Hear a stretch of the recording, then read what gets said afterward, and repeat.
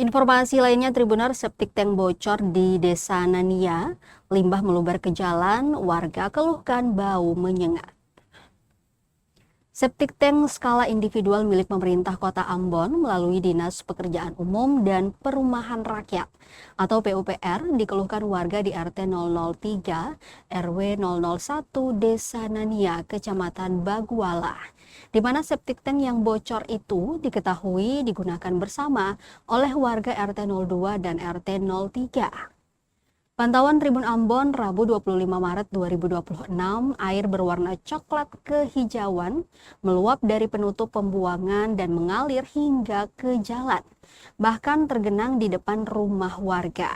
Salah satu warga, Welem Siwalete, mengeluhkan genangan air kotor yang menimbulkan bau busuk menyengat. Ia menyebut kondisi ini sudah terjadi sejak akhir 2025 dan sampai saat ini belum ada penanganan dari pemerintah.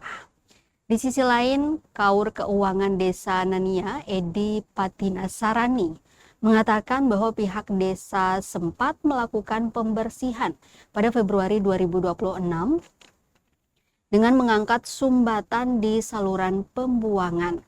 Namun kebocoran masih terus terjadi. Pihak desa juga telah berkoordinasi dengan dinas terkait, tetapi belum ada tindak lanjut. Ia menyebut terdapat 4 titik kebocoran serupa di RT 02, 03, 04, dan 05. Edi berharap dinas teknis segera melakukan penanganan agar dampak terhadap warga tidak semakin meluas. Diketahui proyek pembangunan septic tank skala individual oleh Dinas PUPR Kota Ambon dilakukan pada 2024 sebanyak 138 unit dengan anggaran sekitar 2,33 miliar. Bersumber dari APBD dan hibah Kementerian PUPR RI.